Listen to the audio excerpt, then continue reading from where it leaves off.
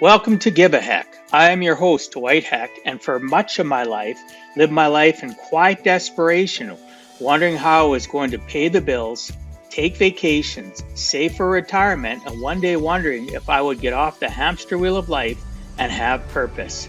A life that most of society lives, which takes us to work, then home, then repeat, and pays us hopefully enough just to survive.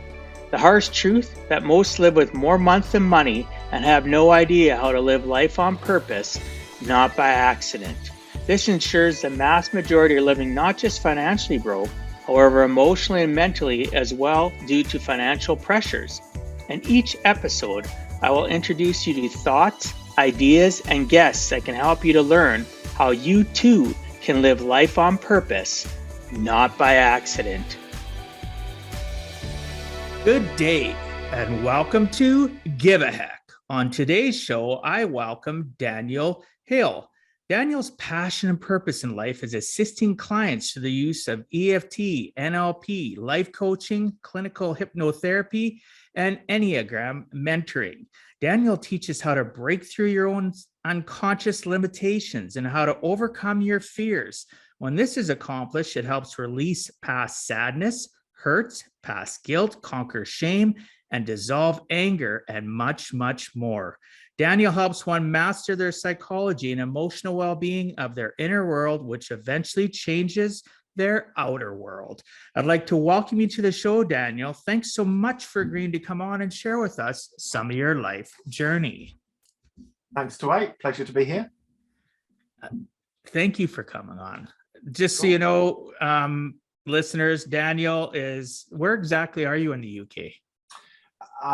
I often tell clients abroad, the home of Led Zeppelin. So so it makes an instant impact. Robert Plant, the ex-lead singer, lives about 5 miles north of me, and John Bonham, who died in 1980, the drummer, is buried 5 miles south of me. So it's a small town called Kidderminster in North Worcestershire, which is about 20 miles southwest of Birmingham. So I live in the heart of England, but really the home of Led Zeppelin. Sweet.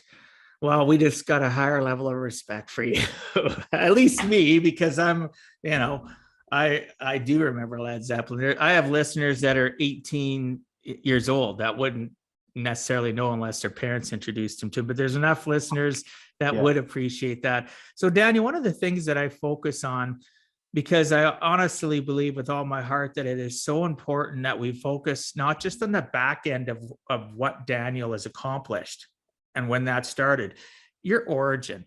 From when little wee Daniel, your earliest recollections to where you are today, decisions that were made for you, the patterns that were taught to you, made you make decisions throughout your youth into adulthood to where you're at. And I think everybody connects better through that vulnerability when people can share. So can you do me a favor and tell me the key things from your childhood to adulthood that led you to where you're at currently? Key things. I was brought up in a dysfunctional home. My parents came from dysfunction. As a therapist, coach, and mentor, I could say that that's true. But the majority of us do. I'd say from 16 years experience, 2,500 clients, 2,500 clients, I should say, and about 30,000 clinic hours, we all come from some dysfunction. So I didn't realize how dysfunctional it was until I started counseling when I was 24. And a number of things happened in my childhood, and as much as I've worked out really what kids need in order to function in life, where we sort of dysfunction and function. It's when a child feels very safe, when they feel very loved, and when they can express themselves. How many of us really felt truly loved all the way through our childhood and truly safe all the way through our childhood, and then we were able to express ourselves? So that comes from parenting, and sometimes I see it excellently done, and sometimes, most often not. And our parents are doing the best with the resources that they have, because they came from dysfunction too. They came from backgrounds where they had limitation. Their parents weren't highly evolved beings who had no fear or didn't have any major issues. So that was something that was really tough for me to get through. And I spent my life being afraid of my father, couldn't look at him in the eye until he was terminally ill when he was 27, respected him.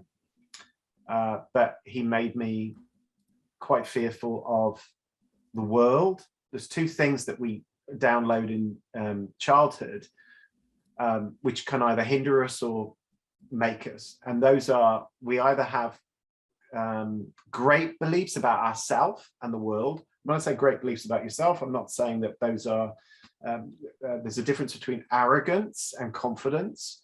But those can be, with most of us, limiting. So we end up having limitations about ourselves and limitations, which we generalize, and then we have limitations about the world per se.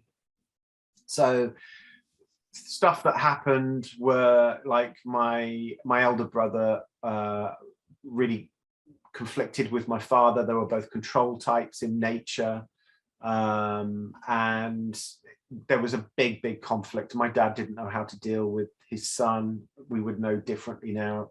My older brother probably had ADHD. My father tried to beat it out of him, and of course that just only made it worse. And I witnessed that. I wasn't necessarily on the receiving end of it, but I witnessed that. At the age of 16, I was an incredible athlete. I was very lucky. I was very athletic. But by the age of 16, I'd got to the point of having almost an England vest. So I was almost running for my country. I was county champion for many years.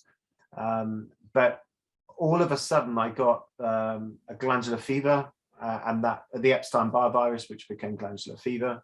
And then that never fully went away. And 16, 17, 18, whenever I would train or push myself, I would get a fever or my glands would come up. And I was finding life harder to deal with.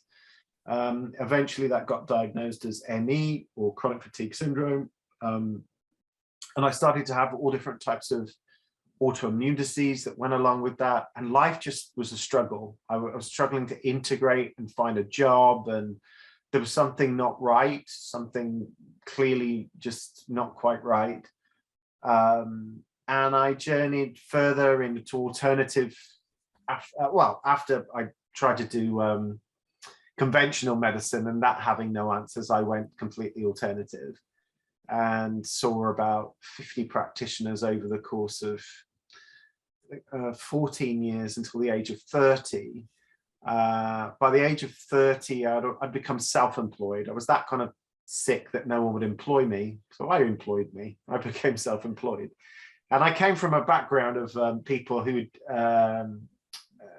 had, well, my grandfather was, both grandfathers were self-employed. My father was self-employed. So it was in the consciousness. Dwight and I talked about before we started the session about consciousness.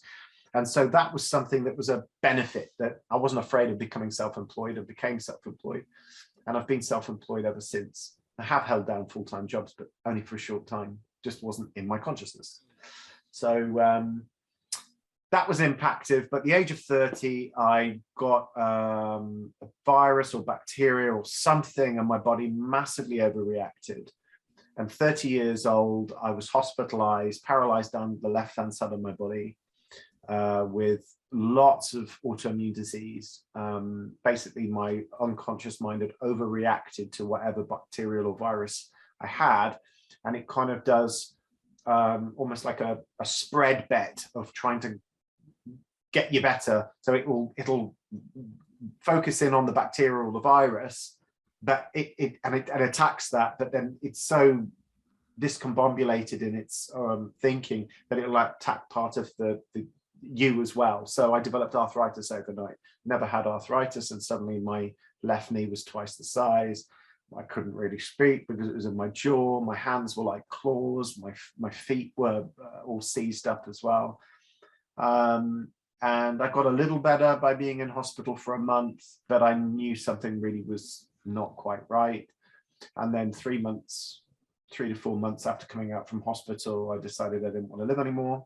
And I'd had terrible depression that went along with the autoimmune disease and anxiety as well. And I took a step of attempting to leave this planet. I took 16 sleeping tablets that I'd saved up in hospital, which I didn't tell anybody about. And I took that with 3/4 bottle of spirits. And after about half an hour, something in my mind, or outside of my mind even, just spoke to me and said, you haven't done everything yet. And it was a different consciousness to anything else I'd ever heard before. It was, religious people have said it was the voice of God.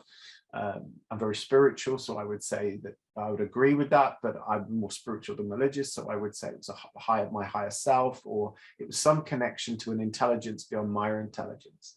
And it was something that was benevolent. It was something that was very certain and assured, and I'm fortunate to this day that that voice came in, because it made me stick my fingers down my throat, and no pills came up. But I woke 20 hours later. It was 9 o'clock on a, can't remember now. I think it was a Monday night, and it was Tuesday afternoon at 5 p.m. I woke up, and I just thought I was really lucky. The fact that I managed to wake up, and that was a close call. And I did resolve then, well, I haven't done everything yet, so I need to take the blinkers off. Okay, you've seen 50 practitioners and you've done everything, but you haven't done everything. And I started to really think, well, life is a gift and life is a blessing, and I need to keep turning stones over, because I need to get an answer. There's got to be an answer. And I've got to get a better life. I have to heal myself. I have to, there must be more to life than just this. And from that moment on, it's not to say that I never had depression again. And I didn't have, it's not that I never had those thoughts again, but nothing ever to that degree. And I realized that what was blocking me was fear and my conditioning.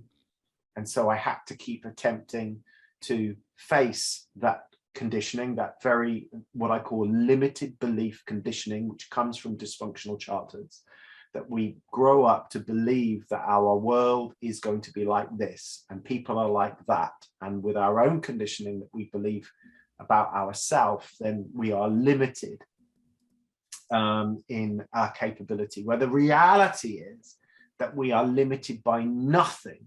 Then the only thing is the unconscious mind. And so from then I explored further and deeper into how people can heal and how people can get a better life. And one of those things was changing your core beliefs.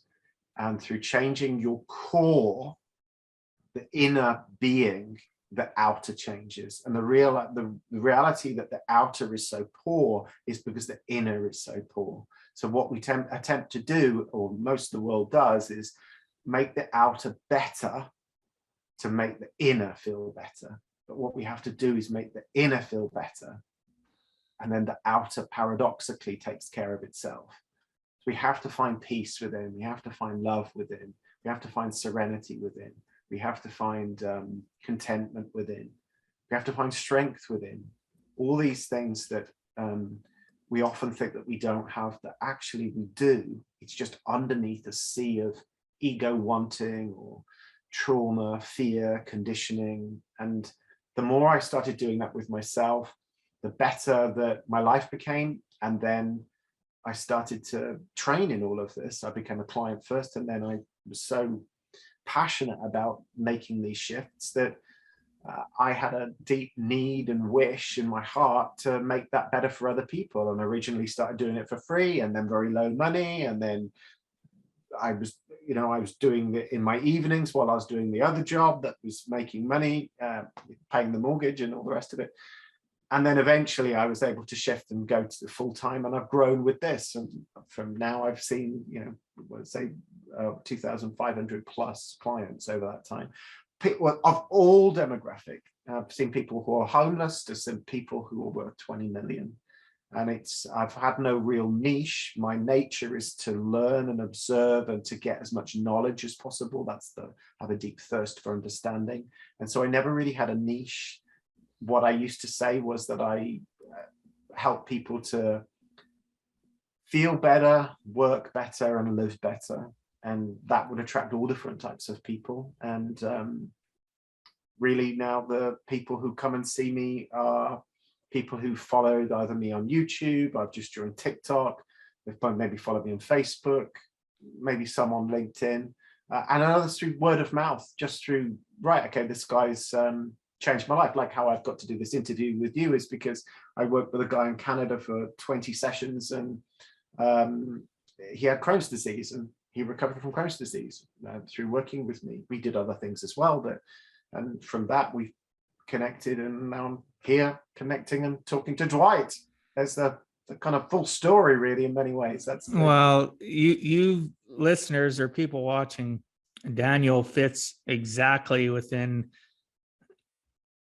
the template mold of what I want Give a Heck to be. You know, Give a Heck is about the fact that it doesn't matter what you've gone through in life. It doesn't matter the trials and tribulations. And what I mean by it doesn't matter, it doesn't. You can rise above the noise. You can actually stop being camped in life and climb.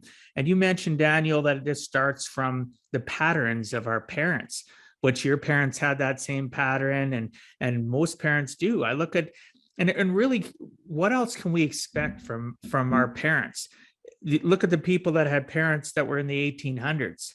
Well, right. Every generation that parents learns a little bit more, and they change a little bit more, just like our society changes how we live life. It continues to evolve. Yeah. So it's our responsibility to break out of that and teach the next generations. Now, not everybody's capable of doing that, as you mentioned. One of the things I'd like to touch on, though, that I wrote so many notes down here, there's things that I don't even know if I'll get to the other questions, because you stirred so much up in me. Can you please, I've heard this before, I'd love to have your take on the difference between arrogance and confidence. Okay, so what would be the what's the opposite of arrogance? What's the complete antithesis of arrogance? I don't even know what word to say. I guess the opposite for me of arrogance is just you're humble. You just do things. I've never been asked that question. I don't necessarily know. See, there's someone who would be overtly trying to prove their worth and push themselves onto other people, and there are other people who that's forcing forward. Yeah. Look at me. Look what I've got. Look what I've achieved. Look what I could do for you. I mean, I hate those kind of coaches, and and I can see them a mile off sometimes, and I'm like, oh, it's stinky. Take it away. Don't like it. Most of them are facade anyway. It's what? Sorry. Most of those coaches are a facade anyway. They're putting up a nice picture, but behind the picture, it's rotten. They haven't accomplished anything. That's why it's smelly to me. I can smell it. It's rotten. There's something lacking in being genuine, and there's an arrogance that goes with it. Look what I can do for you. Look what I've done. Okay, and I'm much more drawn to humility. So, but humility. So we'll talk about humility in a sec. So the opposite, you can either force forward or you can actually force back, and you're forcing yourself back. So it's neither forcing forward or forcing back. So someone who forces themselves back. So would the word be timid? Would the word be someone who's very arrogant, which is trying to prove their worth? Someone else who feels that they've got no worth. So you've got that perspective. Someone who feels that it's a belief that they've got more worth and they're trying to prove their worth. And there's the opposite, which people who believe that they've got no worth, and then they wouldn't even do anything anyway. So arrogance and whatever this is, a lack of self-belief, a lack of worth, lack of self-worth. This is an inflated view of worth. This is a deflated view of worth. But actually, confidence is somewhere right in the middle, which is like, well, I don't need to, have a trumpet saying, "Look what I could do." It's just this is who I am. This is what I do. And that's a confidence. So and I would say humility would be in the middle of that you're humble. I mean, where I am, I feel very privileged. I mean, I really mean that. I feel very privileged doing what I do. because you're let in. You must feel this. You've been doing it longer than me. You're let into people's lives. And that makes me feel humble, because people tell me things that they have never told anybody before.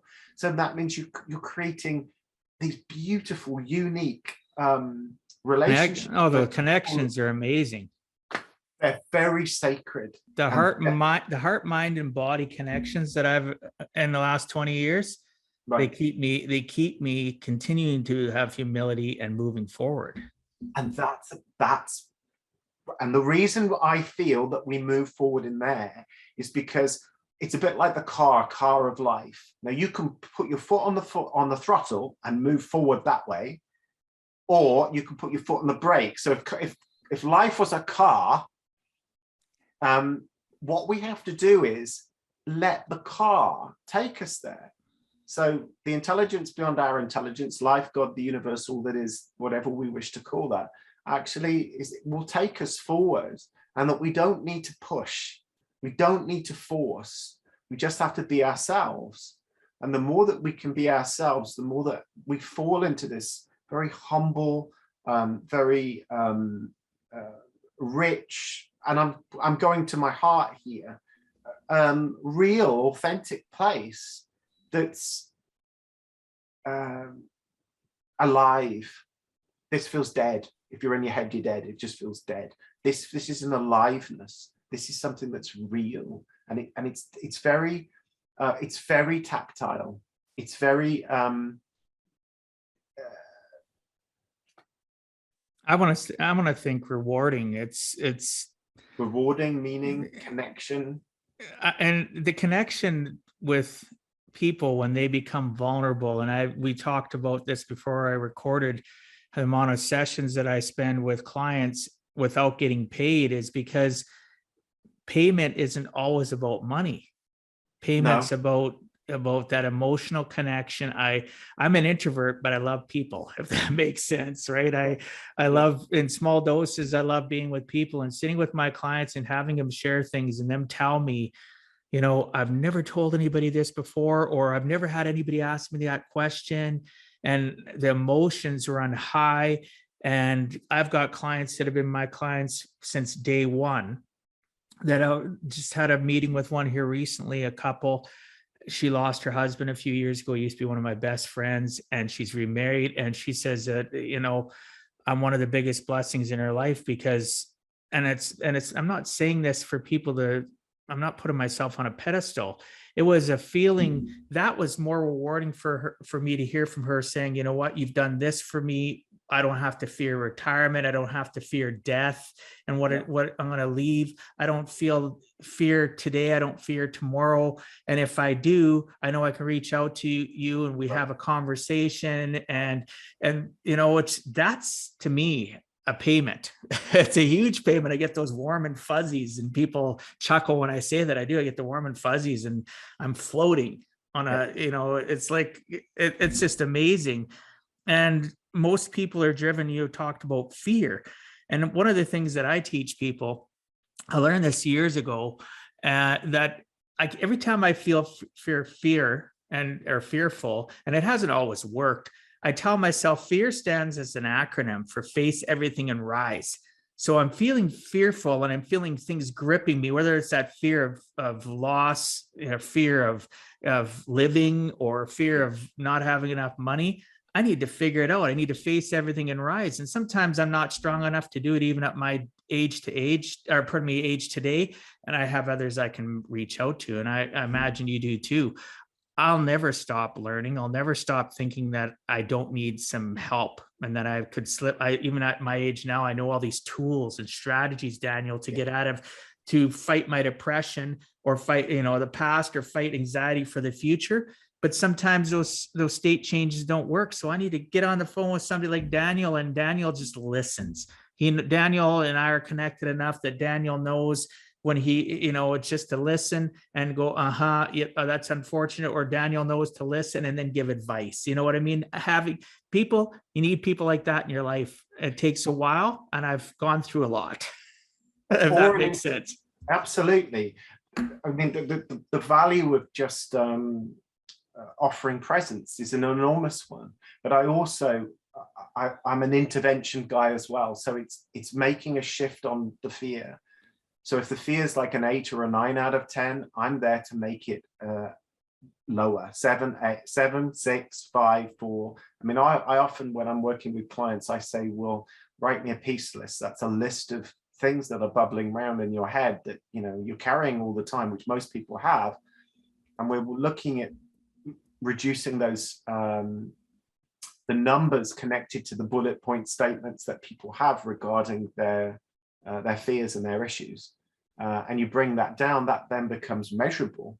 It becomes something that you can, you know, say, well, when I started coaching with this guy, these were my issues. Like, my goodness, these were huge.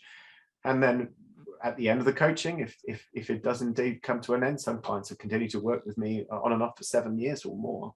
That's a good thing, though, because I think connection and realizing that we can always need support. If we think we have arrived, I find that myself in the last 20 years, when my clients think they've arrived, that's when they fall backwards, right? Maybe it's not a month, maybe it's a year, maybe it's 3 years later. But if they continue to get, you know, what's the word I'm looking for? You know, just get a tune-up. If they if they get complacent, but if they get a tune-up once in a while and they reconnect with you or myself, those are my most successful clients. Right. Yeah. Right. That they don't figure that they've ever arrived. It's that right. And again, I would fall back to continuing to nurture and develop the inner. And the more that you develop the inner, the outer becomes better. And so it's, I'm sure for you, like it is me, it's like a garden. It's like, it's continuing to cultivate it, continuing to condition it, which you'd have to do with a garden, which means things to do. And there's a hell of a lot of pruning to be done at times, certain times a year. And things are going to grow, you know, fears are going to arise, which weren't like, different fears are in my life at nearly 48 than they were when I was 30. But it's the fears that have come up, which are to do with like, well, there's not as much time, 12 years, you're going to be 60. So try being me, brother. I'm 5.5 years out. You're looking good. You're looking good for it. You're looking good for it. Thank you. But it's also a state of mind. It's a state of mind. So you can be 60 and you can feel significantly younger. You could physically be, you know, some part of me sometimes thinks, you know, that my best years are ahead of me, because the more that I've expanded my consciousness, the better my life's got. I love that. And it's when, you know, everything good or everything God, whatever we wish to say, is on the other side of fear. So the more that we keep breaking through, literally that fear, you said the acronym, face everything and rise. Right. Well, you can also say, what's the other one I like? False evidence appearing real. Yeah. So they say with NLP that, you know, the only two things that we're born with are the fear of loud noises and the fear of heights. So everything else is learned. So patterns, it's all patterns. It's pattern learning too, which is just terrible. And what I mean by terrible, yes, there's certain pattern learnings, listeners, that you need to have. This is the way that you do this in life. But life itself, it can't be pattern learned, because the patterns we're being taught or were taught by a generation we talked about a few minutes ago that didn't have it right yet. and they're still changing that same pattern in the education system, especially 50, 60, 80 years later. And I don't blame the educators. I blame the governments or the people that control the education system for not pulling their head out of their butt and realizing that things need to evolve, and they can't do it at baby steps anymore, because we got a world that is conditioned to think that this is all that there is. There's so much more. There's so much more. I love how you put, though, you know, you're going to continue, your consciousness is going to continue to expand as you get older. Things are better. That's how me too. I feel so much better in my 50s than I did in my 30s and 40s. Not to say there weren't some good things that went on, right? 5 kids, Yeah. but there's also a lot of things that go on with 5 kids as well. Yes. But, the expansion of my consciousness and the ability for me to internalize it, you talk about, you specialize on the inner you before your external you can feel good. I work on that till the day I die. Like I'm in the middle of I listen to books more than I do read now. Napoleon Hill's Outwitting the Devil. Oh my gosh. I don't know if you've had a chance to. I haven't. No. I wish I would have done it years ago. I'm Really? about 2/3 of the way through it. It's the most impactful book that I've ever listened to, where somebody plays both sides of the field, because it's narrated with 2 different people. So the devil's narrated, and you have Napoleon Hill's side narrated by somebody, because the book was written in 1938. It was only released in 2016. Right. It's just, was this one of his undiscovered books? Yes. His family, he didn't release it. And if he would have at the time, he probably would have been lynched. Right. But it literally talks about spirituality, talks about God. You kind of, and then Sharon Lecter, if you know who Sharon Lecter is, Sharon Lecter, I'm trying to think of the books that she's a famous author. You'd have to look her up, but she narrates in between of the devil and him communicating, Napoleon Hill. And it just, oh my gosh. I'm stabbing the dark. I've got I think it's The Power of Positive Thinking with Napoleon Hill, which I agree to a certain degree, but it's kind of a smear over top of a load of unconscious stuff. But I appreciate the work that he did in this lifetime. It's the best book I've ever consumed. Really? The best. The rest have a lot of surface stuff and a lot of devil. Pardon me, go on. The devil, I often, if I'm ever working with people, I often talk about it's more the devil within, not the devil outside. The devil's going to get, it's the devil within. And it's like, that's exactly what he talks about. He ties it to education. He ties it to governments. He ties it to our internal 6 inches. That's what I was listening to it and going, this can't be Napoleon Hill, because it's very, but I can see why he didn't publish it. Fascinating.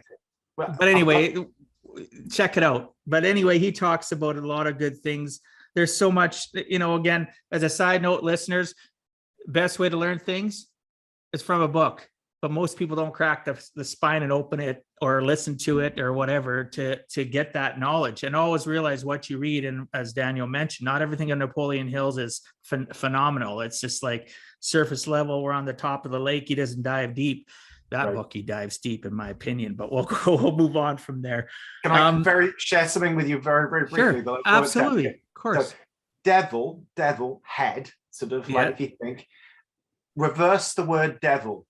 What does it say? Lived. Right. So if you then have lived a great life when you come to the end of your life, because you've really lived it, and you've lived it from your heart, you've done something, and it's about I talk about manifesting your wishes. So I make a peace list. We're working on a peace list to all the things that you need to make peace of in life. And then I say, make a second list of all the things that you would love to do in your life, which is about manifesting a life that you wish to experience, which then comes from your heart. Now, if you think, how does the devil struggle when you're working towards the manifestation of a life that you would wish to experience? And then when you get to the end of your life, you go, well, I really lived it. So think about he can't survive, though. And Napoleon Hill talks about that in his books. He talks about drifters.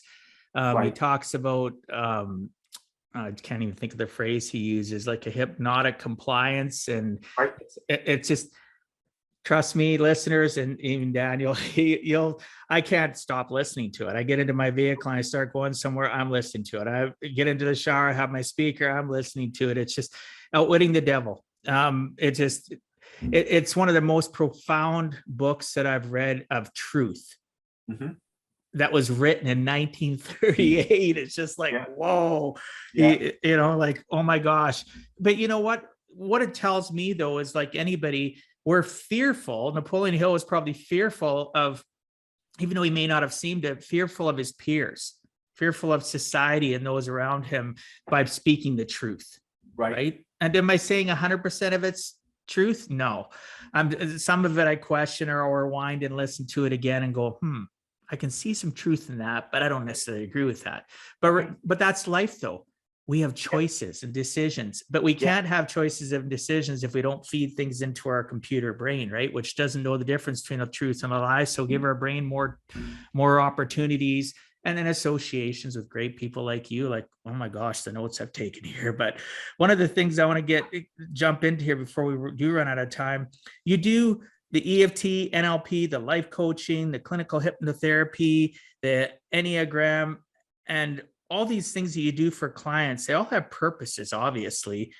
However, I imagine each person's circumstances are unique. How do you decide which is going to be utilized, or do you utilize combinations of all of it? And feel free to explain what they are as well. Like, I know what they are, but you can, whatever you decide to talk about, explain what it is, please. Well, I just work intuitively, and I never treat a label, whatever that someone has got. I treat a human being. I think I learned that from a quote that said, it was a doctor, and a famous doctor or something. I never treat a disease, I treat the person. And so I work intuitively. So each one of those tools is there to do two things, which is to master your emotional well-being, which is how you feel. And the other one is about mastering your psychology, which is about how you think. So there's two things that run within all human beings, which are thoughts and feelings.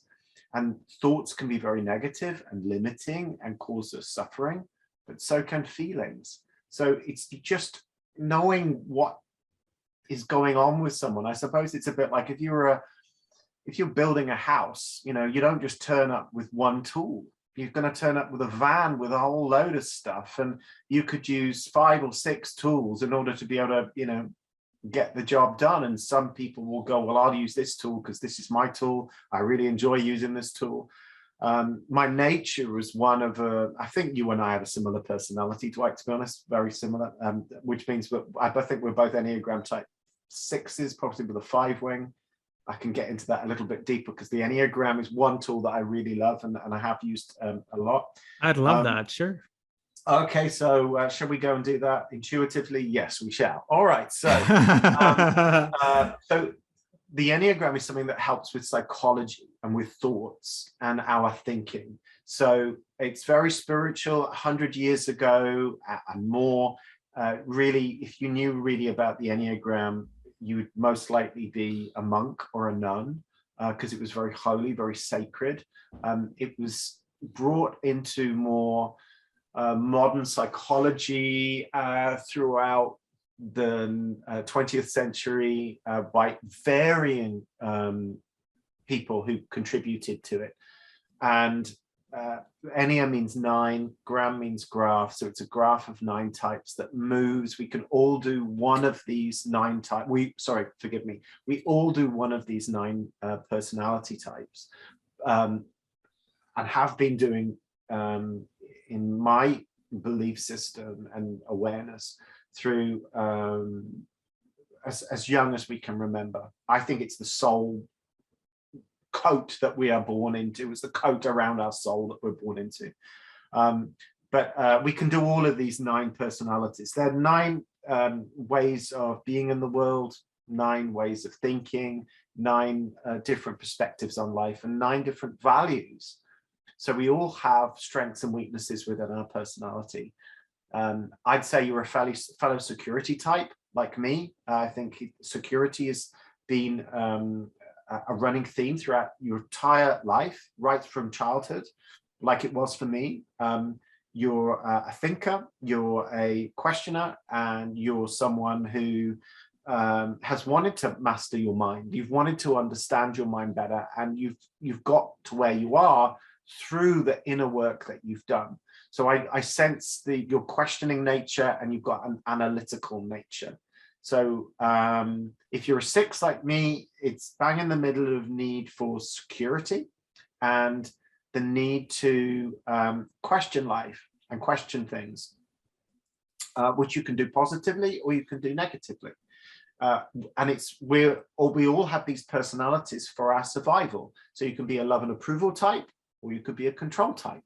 And that's just the cloak that you were born into. The level of dysfunction that you experienced in your childhood is going to determine how unhealthy you are within your personality, because each have strengths and weaknesses. So if you're a 6 like me, we can exemplify courage and commitment, or we can struggle with anxiety and rebelliousness. Yep. Got him. And it's like, you know, I recognize kind of those traits. If you're a 5, I think you've also got a 5 wing. So I think you're more 6 with a 5 wing like I am. And the 5 can be visionary and inventive, or be held back by isolation and, in fact, is trauma any part of that?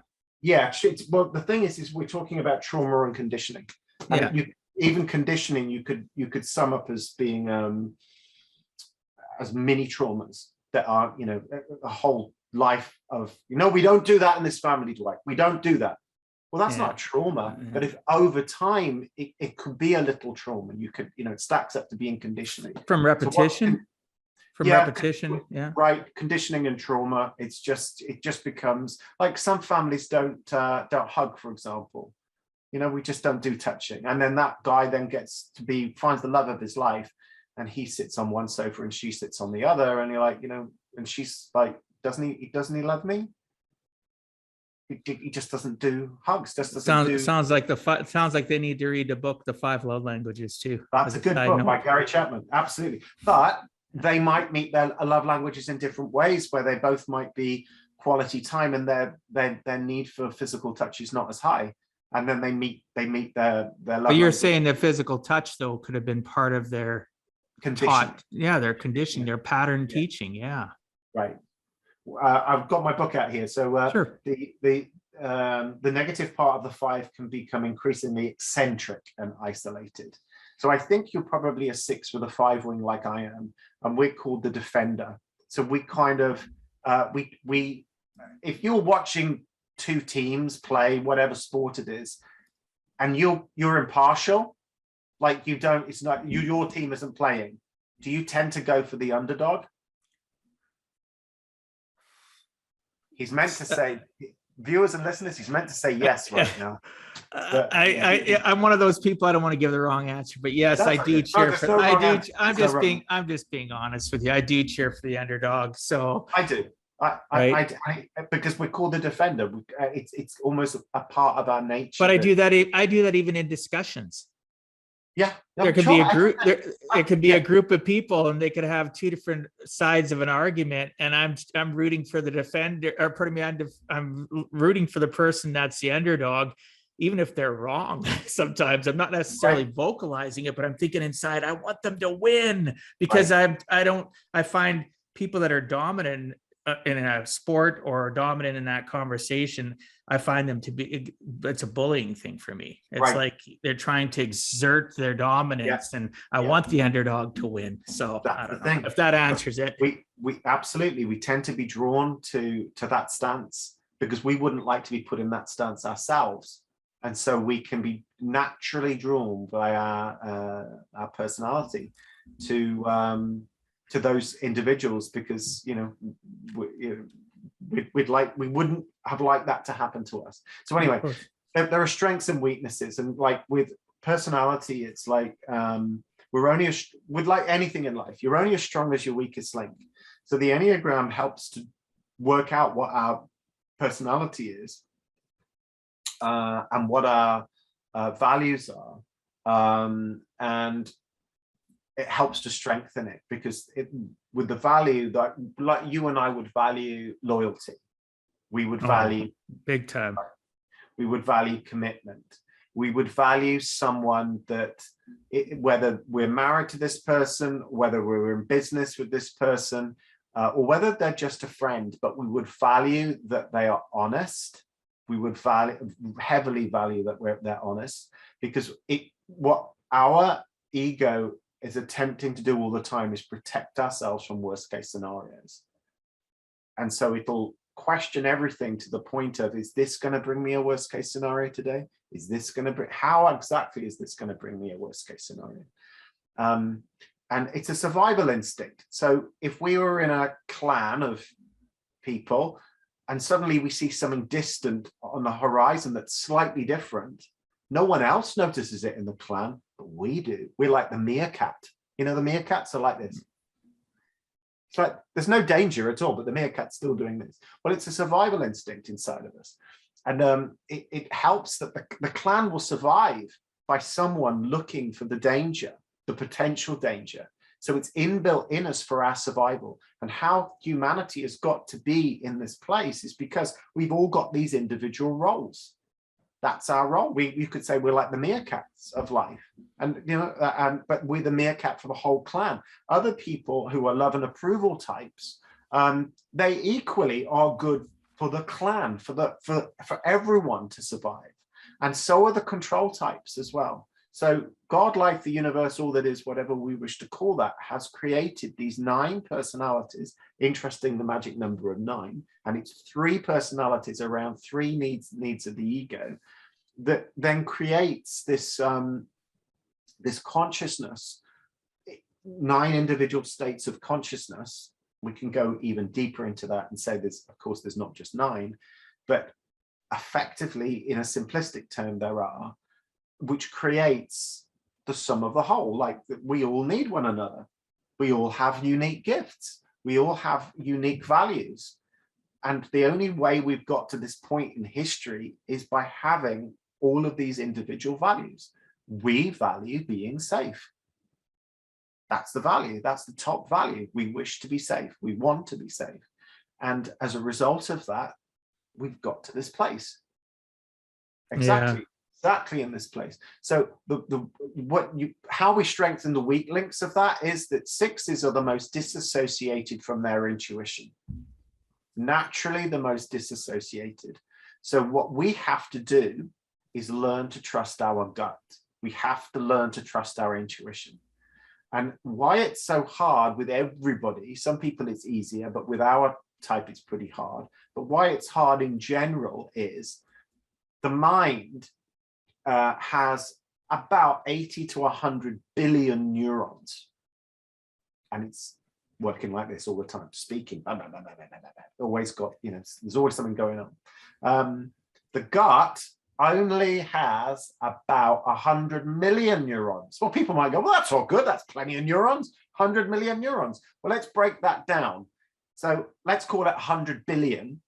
So what percentage wise is 100 million to 100 billion? 10. No, it's less than that. Oh, I'm not even thinking. Anyway, go on. Continue. 100 billion, you're thinking 1 billion.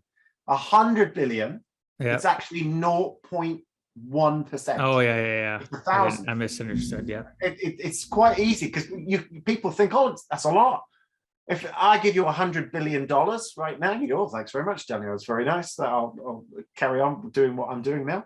And then I gave you 100 million. It's sort of like, well, that's still a lot, but it's only 1,000. You need 1,000, another 999 more 100 millions to make 100 billion. So it's very small. That's the gut. So it's very small in comparison to this. The heart apparently has about 40,000 neurons. So again, that would be hard. Why it's hard for most people to follow their heart and do what their heart says and manifest your wishes, which is what I talk about, come from this. This is love. And I think the more, and so goodness knows what that is in a percentage. If that's 100 million and 0.1%, then I haven't worked out what 40,000 is, but it's going to be 0.0000, goodness knows what. Yeah, exactly. It's very small. But it is a state of consciousness and it does exist. This is when people who are terminally ill will talk about, oh, I'm going to go and do all this stuff that I really should have done throughout my lifetime. And it's only now that I'm dying or I've been given a terminal diagnosis, am I going to go and do my bucket list? Their regrets come front to their lives at that point. Absolutely. And all the limitation on what am I, and do you know what it does? It breaks through so much of that conditioning, which is like, and all the patterns, because, well, actually, I can't carry on with my patterns anymore because they're not going to get me to this place of survival. That's what patterns are there for. We have if you go to a brand new door that you've never seen before, do you go, oh, I don't know how to open this. I've never seen this door before. Your patterns are there to go, because the beliefs are generalizations, distortions, and deletions that go, well, there's going to be a button, there's going to be something, I've got to push it, slide it, pull it. We know roughly we know not to headbutt it, although some people have just walked through plate glass doors. But that's what a pattern is there. Our unconscious has some kind of pattern to go to a door. It's the same with communicating. I didn't know you before this conversation, but I had enough patterns to know about my subject, to know about relating to what we're talking about. There's enough patterns there that help me to then have a conversation with you that's going to be nurturing for both and those people who can listen. There are good patterns that we need patterns, but it's the limiting patterns. And it's where we've experienced conditioning or trauma, which 90% of us have, which then cause the problems in our life. And we're not then free. We don't feel safe enough. We don't feel loved enough. And we don't feel that we can speak our truth. We don't feel that we can express ourselves. So the people who do that have better lives. And it's not about having more money. It's the fact that they're more free to follow their heart's desire. They're more free to follow their wishes. And when we do that, that's where I think real abundance is. I don't think abundance is about money. I think abundance is feeling free to follow your heart's desire and trusting that life will support you in doing that. And well, you mentioned, your heart's desire, and it's not about money. In order for me to be successful, I got to make sure that the people I associate with and the things I associate with are solid. And so many of us want to do our heart's desires, and what do we have? We have people with that have other forms of patterns or other Enneagram ratings that are pulling us back. Don't you find that that's a big problem in today's society? People that you deal with that are not necessarily having the proper association. So they want to lead their heart's desire, but they have people telling them, well, that's dumb, that's stupid, or not necessarily always verbally. Maybe it's body language. They pick up on nonverbal cues. And yes. I find myself, that's a huge problem, or at least I think it is. Yes, but it would go deeper into your heart's desire about it. So are you enjoying spending time around these people that are reinforcing old conditions and old patterns? It's then a wish to be around people that inspire you, support you, love you, encourage you to follow your heart's desires. People who are preventing you from doing that by their words are not being nasty people. They just stuck in their own patterns and limitations, and they love you enough to tell you these negative things because they don't want you to fall at the first hurdle, and they don't want you to experience pain, because everybody has this inside of them where they have a wish, a dream, something, and they probably take action, move forward, and then they fall at the first, second, third hurdle or something, and then, oh, well, I couldn't do it, and I gave up. Of course, they're not doing it intentional, and I completely agree. But when is the time that people need to realize? Like, I know when I talk and coach people on this, like, you need to have that realization that that person isn't intentionally trying to hurt you. They're giving you their information. They're trying to protect or be. But if you constantly are looking for validation for that person, or there was a group of people, and you have different desires and dreams, and it doesn't feel good in here, that's a huge indicator that you need to learn how to disassociate with them, either completely or, learn to listen to what they have to say and take it, like they say, with a grain of salt. But equally, it's an opportunity to go back here, this thing. And work on you, yes. Work on you, where you have intuition, and it will speak to all of us.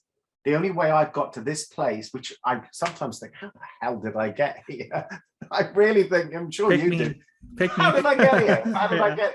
And I got here on the other consciousness that existed inside of me than just this, just the 80 to 100 billion. So it's back to that neurons in your heart. Start to learn how to tune into them better. I would say, I would even add to that, the heart, the gut, and even something like higher self. It's something, an intelligence beyond my intelligence guided me along this path. this is what I'm meant to do. I might still question it at times, but this is what I'm meant to do. And there's a certainty with that. So what's your take on something, since you talked about your gut, your heart, your gut, and the higher consciousness. What's your take on stuff like The Secret? I would love to know what your thoughts are on manifestation just by talking and thinking about it. Yeah, that like attracts like. What my meditation teacher told me all many years ago, energy flows where attention goes. So absolutely. Again, well, where you've got to and where I've got to has come by a thought first. And it's manifested because there was an initial thought to become this person who, and even this interview, the subject of this interview or whatever, everything comes by a thought first. So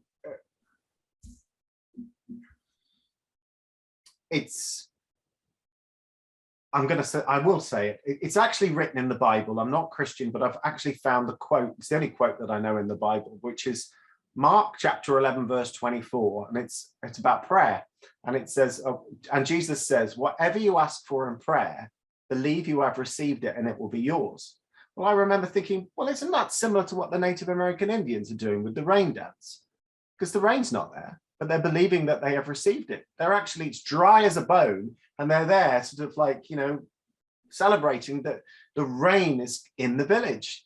Well, that's the same. And when I was studying NLP and hypnosis, what do? Well, we do something called future pacing, which means you take yourself unconsciously into the future where you're now healed, where you are now having the confidence to be able to do the things that you once didn't do, where you are now in a place where you are free of your addictions, where you can see, feel, and hear your reality as you, what I would say, wish to now experience it. So your unconscious is building up the neural pathways to the reality that you wish to experience, so that as you get closer to it, the brain thinks if it's real, it's already happened, which is a fascinating thing. The brain doesn't know the difference between what's real and what's not real. Absolutely. Very, very quick one. Everybody close their eyes. Yes, you have a lemon in your fridge. Go to that fridge. Open the fridge door. Get out that lovely knife. Everyone's got a lovely knife that's very sharp. Put it on the board. Cut it. Dice it into quarters. Dice it into a segment now where you can imagine that you're going to eat it. Oh, that's right. It's going to go right in your mouth. Imagine taking a segment and getting that lemon and having a really good bite on it. That's it. Now put that one down and have another one. Imagine doing that. Right, everybody, open your eyes. Do you have more saliva in your mouth? Majority of you will do. It wasn't real. The brain doesn't know the difference between what's real and what's not real. So the more that we do these things over and over in our mind, that the mind then believes that it's actually happened. So someone said to me, is it fake it before you make it? I don't think so. I don't like that term because I don't either. Is it fake? Now the saliva's there, it's still in my mouth. I haven't eaten a lemon, or unconscious. I do this every time myself. And I tell people, and I imagine eating the lemon, and my unconscious goes, "Oh right, a lemon's coming in the mouth right now." It doesn't question whether it's real. Well, because like you mentioned, and I tell people, I use different words, but I tell people this all the time, that your brain doesn't know the difference between the truth and the lie. Mm-hmm. You make the choice what information goes into it. So, you talked about the fact of, I brought up The Secret. So right. I believe that you can talk about that stuff, but the thing that the people don't understand and focus enough along that process, there has to be action. So you can think to yourself, this is where I want to go. Here's my goal. So when I goal set with somebody and they tell me this is where I want to go, and we visualize what would that be like for you? And I talk to them about that, and they tell me, well, this is how it would feel. That gets them excitement. It gives them energy and, whatever you want to call it, endorphin hits, so that they are willing to now take place what I set down. This is the actions you need to start taking to get there. Right. So it's fine to imagine this is your end result. You wanted the lemon, but you're never going to truly have that feeling in your mouth until you go to the store, buy the lemon, and go and cut it up into quarters. Absolutely. All those so that's one of the things I find is a big weakness with people that coach about The Secret or things to that similar to that nature. They don't talk about, and I have people say, oh, I can just manifest this. I have somebody just recently, oh, I'm going to manifest winning this trip. And I Okay. go, well, okay, what are you going to do? What process are you doing to get that trip? Oh, I'm just going to win it. Well, then it's pure luck. Then, because I don't believe in luck per se, right? But if you buy a lottery ticket or you buy a ticket to win that trip, that is pure luck. If there's a million people buying tickets, you're just, if somebody pulls your number, that's luck. But that's not manifestation. Him telling me I'm going to win this trip, and because I'm saying that, they're going to pull my number. No, that's not how, in my opinion, that's not how it works. Well, yeah, because I question this with someone else as much as how many people get afraid when they're on a plane. So you'd have all the negative consciousness of people being afraid that every plane should then crash.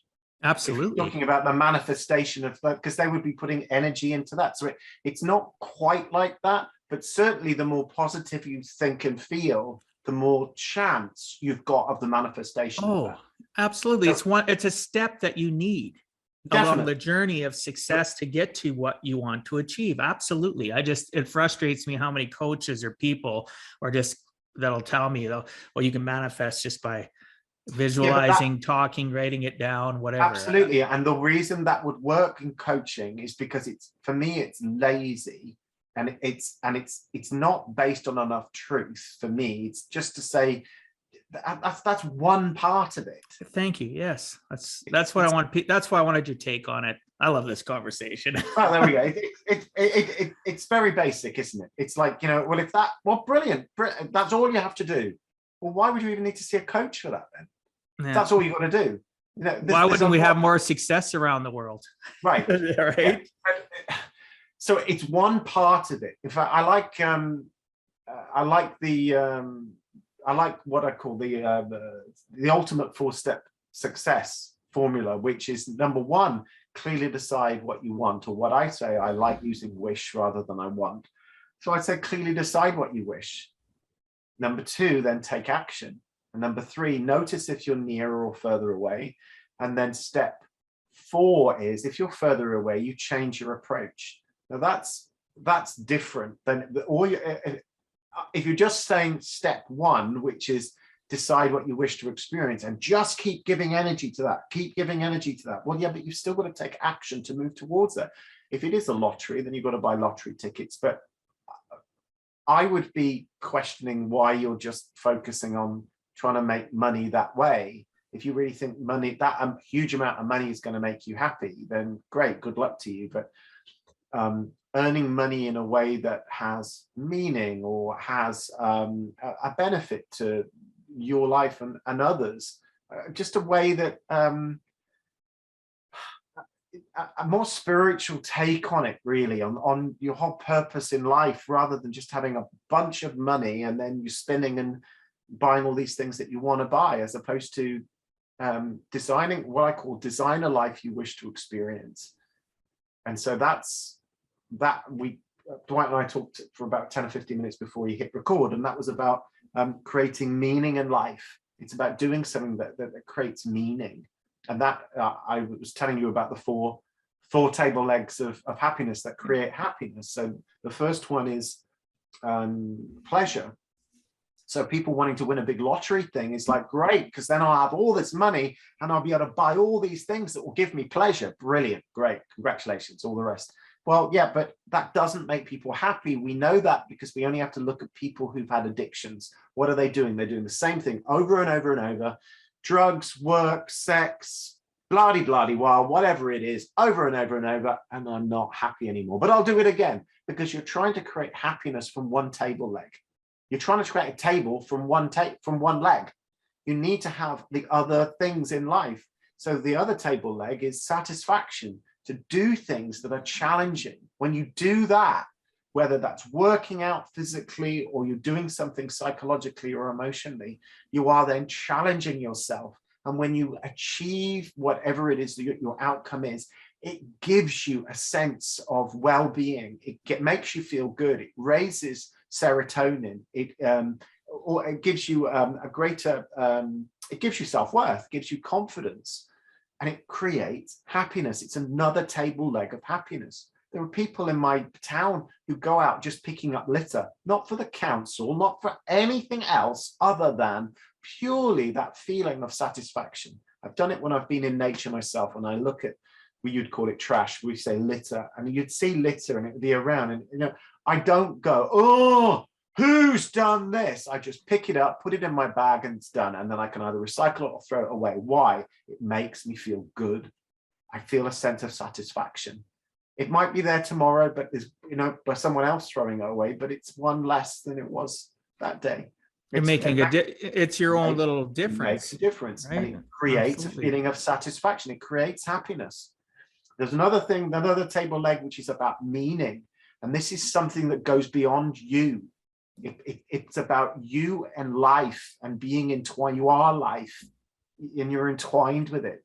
And like how I got to this place, you know, I sometimes just think, how did I not die? It's a miracle I'm here. And here I am doing this thing now. It's really hard to integrate back into life when you've done something like that, because I can't join into meaningless conversations. There's so much of my life which is about meaning, creating meaning, doing, you know, experiencing meaning. I have a passion for cars. I've bought a Ferrari replica. There's something that I still really enjoy doing, you know, and experiencing life. But that's one part of happiness. That's not entire pleasure. One of the greatest things that I've got is actually meeting other car owners and talking about cars, and it's expanded my consciousness. But it's further. All about relationships. It's connecting about relationships. The human condition and connecting with others. Beautiful. Not about the car. No, I've met people with two. I met a guy who's got two real Ferraris. He's got an old Rolls Royce. He's got a 1929 Bugatti, which is probably worth just under £1 million. And I got to spend 2 or 3 hours in talking about it. That wouldn't have happened. And it was the relationship. He was a 6 as well, like us. I could tell his personality type. So it was like no photos and no posts on social media. I went, that's a security type. And he was a talker as well. He's a good guy. But just those experiences, that it's an expansion of consciousness, just leads. It's like an unfolding of one thing to the next and one thing to the next. It's not this route, which I know it wasn't for you. It is for nobody. It's not, well, this is where I want to get to. Well, great, fantastic. But you're going to have to navigate through all of these pitfalls in order to get there, and those are physical pitfalls in the world. One might be like you talked about earlier, which was about money. People have they might not have much money, or they have poor conditioning about money, but those are the challenges as well. So, you know, you've got the inner challenge, which is your unconscious stuff and the conditioning that you've got, and you've got the outer challenge, which is in the outer world. And we have to learn to master both. We have to learn to be able to deal with both. Life is about challenge. It's not about getting rid. It's not about, okay, I want to win the lottery. Why? Because I'll have no more challenges. Really, go into YouTube and put up people who win the lottery and it causes them pain. People have died. People have, goodness knows, they've lost it all. They've killed themselves. Oh my goodness. If money was that wonderful, in as much as there's nothing bad about it, but but it's the love for money. There's nothing wrong about manifesting it in, but it's not going to solve everything. You've had clients, like I've had clients, that are worth millions, and they have the same problems as other people who don't have much money. Just they've got extra noughts on their bank account. Same problems with relationships, same problems with sleep, same problems with beliefs about themselves, beliefs about the world, limitations. With nutrition, with exercise, all of it. It's just at a higher level. It's at a higher level because they have more money. And sometimes the problems that they've created bigger problems because the money has got them into bigger issues, you know, lending money to people, other people coming after them because they've got more money. Just different challenges. And so it has to start with us. You have to keep coming back home, and this is home.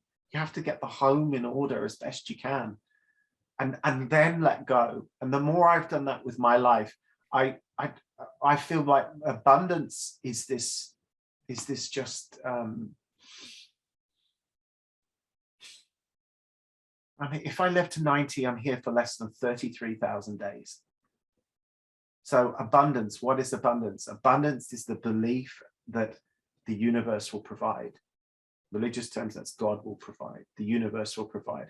And that's the provide for the manifestation of what you wish to do here on planet Earth, in this vessel, in this soul, with this Enneagram jacket that we've got around each other, you know, we've got around ourselves. What are we going to do? What are we going to do with this thing called life? Yeah. And there are some people who've done amazing things and they leave legacies and they, you know, they've helped to shift and change consciousness. And other people where it's only been focused on themselves about getting what they want. And, you know, great, good luck to them. But I think the way to lead a really happy life, to have the pleasure along with the meaning and the satisfaction, will lead to the fourth table leg, which is contentment. Contentment. And contentment is where you're not wanting for anything. You're not wanting for security. You're not wanting for money. And it doesn't mean that you don't then not allow it into your life. But it's the forcing of things, the longing, the craving. I want. I call it like the Enneagram. I simplify in as much as I say that we all have what I call a want, get, be mind, a mind that cannot be. It's wanting something and it's addicted to wanting. I want security, I want love, and I want to be in control. And that's all of the 9 personality types. And that's the universe, or that's humanity on planet Earth in summary. And that's why we have the problems that are on planet Earth. They're all man-made, they're all caused by ego. All the problems, all the wars, all of the lack, it's all from ego.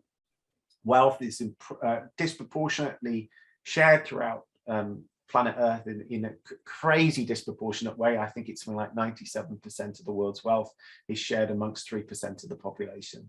And so we live these challenging lives. The majority of us have challenging lives. And if you're fortunate enough to be born into money, there's challenge with that as well. There's responsibility and conditioning that goes with it. Whether you're royal or whether you're just someone who's been born into a lot of money, just the expectations from your parents. So none of us gets away. We all have our own challenges. Whether you're born a beautiful woman, I've worked with the most incredibly beautiful women who are completely screwed up because being born beautiful was a curse, because no one takes them seriously. No one's really challenged them enough in life where, you know, they've had enough adversity to build it sounds terrible, but to build a real personality, to build something that's meaningful. But some women do have that. And if you meet them and they're outwardly beautiful and they've got that as well, but the real beauty has to come from within, and it has to come from the internal, which is we're enough, that we're loved, we're all one, a race to get here. Which, like, it's not a race, but like we were the sperm that met the egg. We're a miracle, every single one of us, whether we're born with a disability, whether we're born into poverty, whether we're born with a silver spoon in our mouth.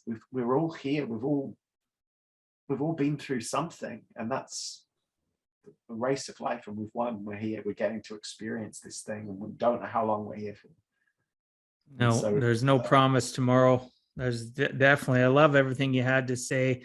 I'd mentioned earlier, I think before we started recording, I think you and I are going to have another episode. Oh, cool. we're gonna have to wrap this up. But amazing listeners. I don't know if you're a type of person that listens or watches the podcast, get a notepad and start taking some notes and reach out to Daniel, because that's my next question. I want to, time's almost up. I want to respect our listeners and your time. Before we end, can you please tell the listeners what's the best way to reach you to get all that amazing support that you only touch the surface of? Okay, thank you for saying that, Dwight. Put Daniel Hill EFT or Daniel Hill coaching into Google. For that, I'm going to come up on YouTube.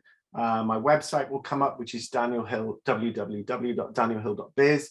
I've just joined TikTok. I'm on Instagram, and what else? I think you'll probably find some Twitter stuff on there, which I don't usually do now anymore. But I've got loads of content because I've been doing this for 10 years or so. I think my YouTube channel is 10 years old now. So there's just lots and lots of contact. With that, you'll find a way of being able to connect with me, which will click on a link, a Calendly link, which is an online calendar, and you'll find a way of being able to connect to me for half an hour, have a chat with me if you feel like I'm somebody who you'd like to work with, you know. And I do various coaching packages, and I work all over the world and have been doing so for, well, I started this in 2006, so it's now 16 years. But you said you're 20, so that makes me feel like a baby. So. I started in 2002, so yeah. 2002, yeah. Yeah, I appreciate you, my friend. This has been amazing. Listeners, this is another reason I've said it before why I love podcasting so much. I actually get more out of it, I think, than the listeners do, because I'm the captain. I captain what information I want to find out about, and then I get great conversations where I don't have to do a lot of work. It just the knowledge and the caring and compassion from you coming across the information that you've shared is amazing and touching. And I talked to you earlier about getting that fuzzy warm feeling before we start recording. I got that. So thank you so much. We will stay in touch. So thanks so much for being on Give a Heck, Daniel. I appreciate your time and sharing some of your experiences so that others too can learn it is never too late to give a heck.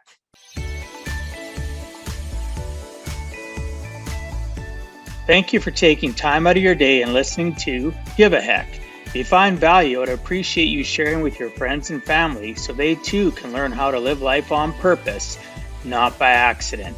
So you do not miss the next episode, please subscribe on your favorite podcast platform, and please also post a review. I look forward to reading your comments. This has been Dwight Heck. If you want to check out other podcast episodes or today's show notes, please check out my website, giveaheck.com. And until next time, together, let us all strive to give a heck.